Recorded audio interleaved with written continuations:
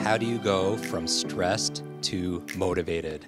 That is the topic of today's Kwik Brain podcast, the show for busy people who want to learn faster, achieve more, and really live their limitless life.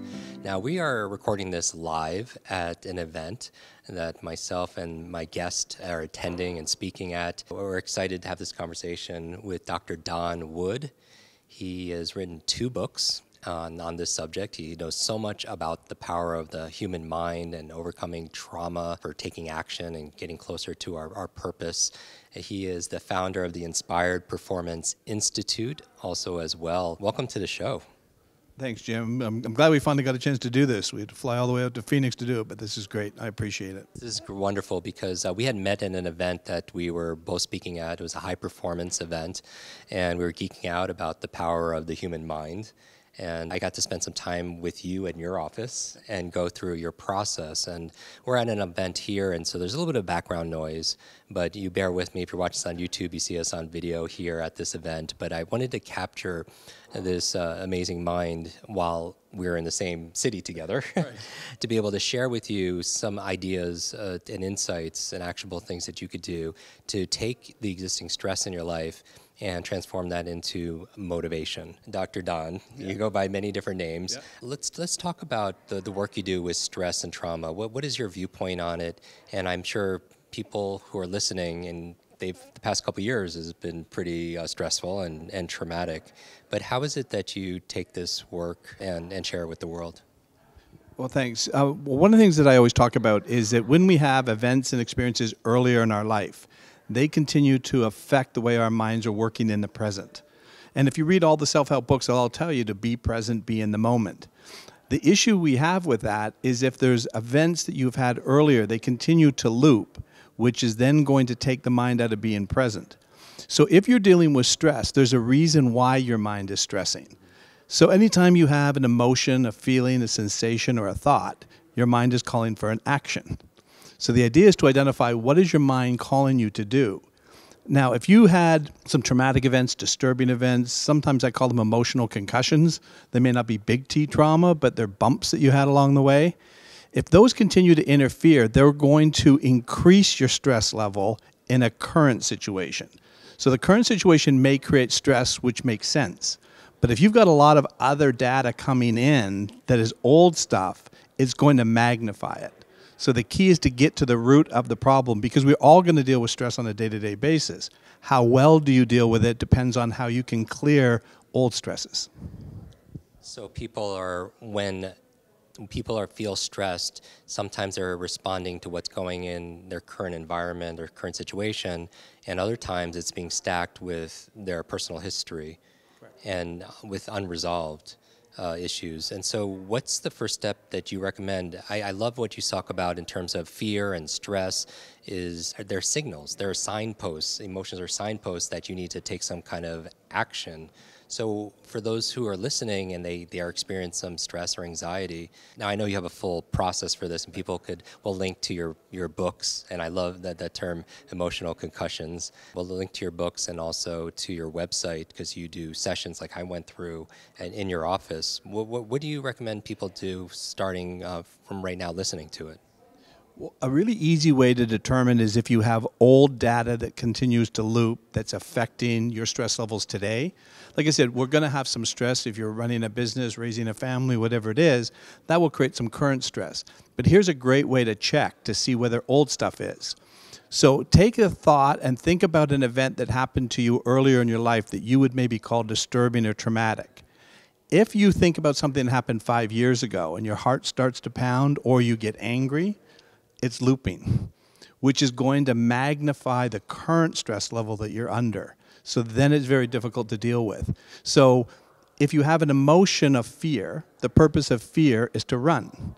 So if you think about something that happened 5 years ago and you're feeling fear, I call that it's a glitch. It's an error message. There's no action required. And so if your mind, though, continues to loop through that, it's going to aggravate the mind constantly and keep it in a constant state of fight or flight. And we're not supposed to do that. The fight or flight response is an emergency management system. It's not meant to be on all the time. So in the animal world, it works perfectly. Animals are fully present all the time. They're not thinking about what happened to them a couple years ago. No, they don't store any of that memory. They're only responding to what's happening now. Their memory system is associative repetitive memory. So they learn through association and repetition, and they build a code. They're operating all off of codes. And they've built into their DNA, I always say, a zebra can't feel fear of a lion unless a lion's present. Zebras aren't sitting around thinking about lions. They don't remember the lion from yesterday.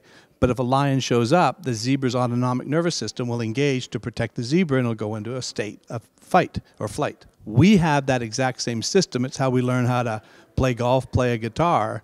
But we have a glitch that happens because we store explicit memory, details and events about experiences.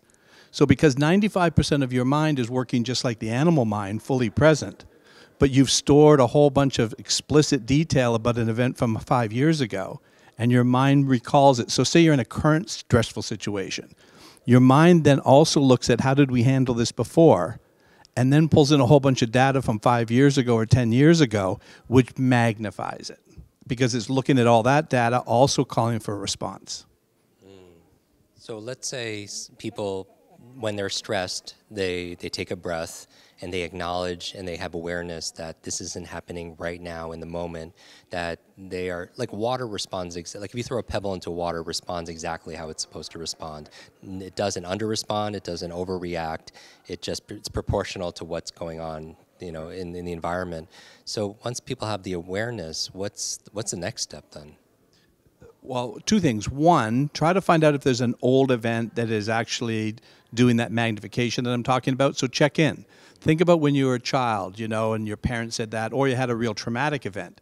If you feel that emotion, right, then it means it's active, and it's going to cause more responses on future events. So you want to get that cleared up, and that's the program that we do. But here's another good way, just sort of a simple little hack, right, to try to stay present, is if you notice that. So say you get the sensation in your chest, you're starting to feel tightness. You want to then get the subconscious mind, which is survival-based, right, back into the present. So you can do something like this. You can say, right now, I am aware of the sensation in my chest right now. So what? And what you're doing is almost like talking to a child. You have to be very firm. You want to really, really stress the right now, I and my, because what that does is it shows indifference. I don't care, right? You're trying to get me into an action, but I don't need to take an action. So what? Knock it off. You can use whatever you want to use. Knock it off, stop it, right? So what, right? But the key is, think about if you take a child to the mall, right? And the child says, I want to get ice cream. And you say, no, we got to go home for dinner. So they fall down on the ground, and they cry and scream and kick. Well, if you engage with them, they're going to continue until they get their ice cream. Your mind's going to continue to try to call you into an action. But if you take the attitude, well, I'll sit down here, and when you're finished screaming and crying, we're going home to have dinner. You just show indifference. I don't care, right? Then your mind gets the message it's not going to get the action, and that'll provide that quick temporary relief. Now, it's interesting because probably there's a good amount of that trauma or those high linked stressed memories from childhood. So we actually might be even talking to the younger version of ourselves. Now, do you provide a name for that? So is there like a label so people could separate, or a name for that voice or that person or that part of you? You feel like people are segmented in a way? Well, what I believe is actually happening is we've stored memory, right? It's all coming from memory. So if you don't get that memory updated, right, what I say is we're going to update, reboot, refresh, and adjust it. It's a computer. It's built a whole bunch of data that it keeps looking at in real time and responding to it as if something's happening. But there's nothing happening. So then you're in a current situation that's also getting your attention, and it's looking at the old data. So one of the ways I always explain this, because my wife had a very traumatic childhood, and this is a great way to explain it. Before I understood what was going on, if I said to her, no, I don't like that, she could start to tear up and cry. And I'd go, what's wrong? And she'd go, why are you getting upset with me? And I said, I'm not getting upset with you. She'd go, yes, you are. The way you said that sounded like you're getting upset with me. And I was like, I didn't say it like that. But she heard it like that. People who have been traumatized, particularly as children, are highly sensitive to sound. So they hear it differently. She wasn't wrong, and I wasn't wrong. I didn't say it like that, but if I had a little tiny tension in my voice that I didn't even recognize, she could hear that like I was yelling. And so what would happen was, at first I thought it was what I said, so I tried to change the way I said it, I tried to choose my words better, and I could still activate her. What I now understood what it was is that when I would say, no, I don't like that, and she heard that little bit of tension, her mind would do a Google search about what do we know about men who start to get angry. And a flood of data about her father would come in. There's where the tears were coming from. She was not unsafe with me, but her mind didn't feel safe because it looked at the old data.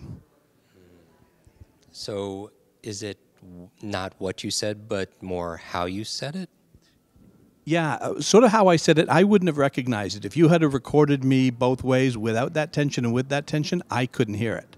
Yet she could hear it because she was so sensitive to it. And you look at couples, or parents teaching their children how easily they can activate their nervous system and go, but I didn't say anything. I mean, have you ever met somebody and you go, what do they get so upset about, right? It's because they're dealing with a whole bunch of their own personal, what I call atmospheric conditions that they're floating through. And so then their mind goes to that old data and is responding, and you didn't say anything differently than you would have said to somebody else, but they heard it differently. I think many of our viewers here and listeners could identify with this kind of communication, and where certain things happen, these little bumps in the road that we can't explain logically, but you're bringing awareness to it. Well, what's the next step after? I'm just out of curiosity. How did that resolve itself? Well, eventually so it didn't matter what I did. I couldn't fix it. And I kept trying to fix it. I kept trying to be more patient, choose my words better, and it didn't work. It wasn't until we got to the trauma and resolved the trauma. Because as a child, she had a lot of danger with her father. Her father was a very violent man, very angry man. So she was constantly looking for the danger everywhere. So all of that data, so you think about when we're in a traumatic situation, all our senses are heightened: sight, smell, hearing. Because you want to be safe. Wanted to be safe. So she's recording as a child that data in high definition. She's in a very high beta brainwave state, recording that information. She would instantly go into beta when she started to hear something that her mind perceived as a threat, and then she would go into an activation state, even though she wasn't unsafe, because her mind was trying to protect her about stuff that's not happening. What can you do about it? Nothing. So that constant activation of your system, she burnt out her thyroid. She had a cortisol issue because she was constantly producing cortisol, even though she didn't know it. So she has Hashimoto's. And so a lot of people who are dealing with those kinds of things don't even know it. They can be high performing. My wife was a high performer. I mean, if you had met her, she was a great wife, a great mom, nobody knew it. And she hid it very, very well. But she couldn't hide it from me because I lived with it every day. And I could see where the dysfunction was coming for her. And yet, by every stretch of the imagination, people would never have known it. So Dr. Don, you have authored a number of books on this subject. Where can people find out more? If our listeners and our viewers right now want to find out more and go deeper with you, what's the best way for them to do it? What are some of the options? The best way is we have a Get TIPP, TIPP is the name of our program, the Inspired Performance Program. You can go to gettipp.com, and a lot of the information is there. So they can either do our online version of our 4-hour program, they could do a Zoom session, or they can fly to Orlando like you did and meet with me one-on-one. We take them through the whole 4 hours. And I believe the 4 hours are critical because it takes about 2 hours for the mind to get into a restorative mindset, and then it's open to making changes. But if you go into traditional therapy, and I'm not critical of traditional therapy, it's very good for current stress. But when you go in for trauma, when you sit down with your therapist and you start talking about the trauma, you're going to be in a very activated beta brainwave state, talking about a beta brainwave memory. How do you fix it in the same state you experienced it? But by the time, as you remember going through the program, we never even talked about trauma for 2 hours. Right. It was all about science, research, how the mind works.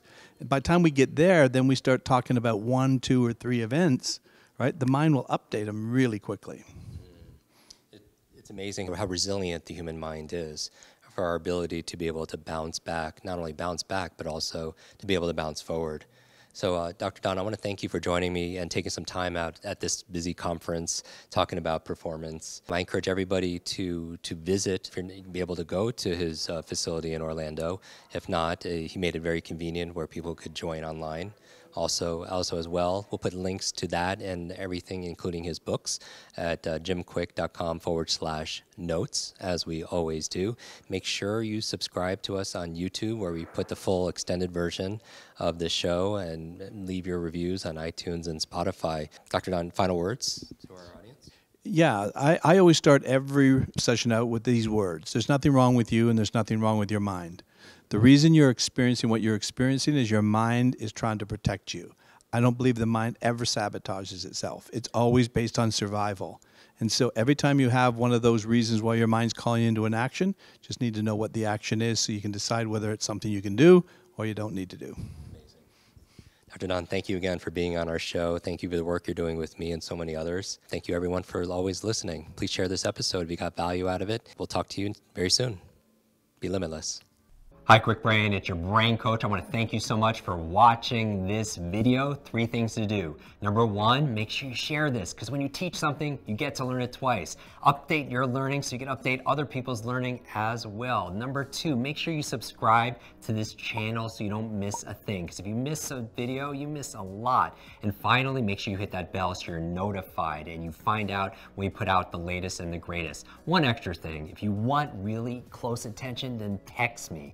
Here is my phone number, 310-299-9362. Did you remember that number? 310-299-9362. Shoot me a text and we'll stay in touch. Ask me your burning question. And I wish your days be full of lots of life, lots of love, lots of laughter, and always lots of learning. I'll see you in our next video.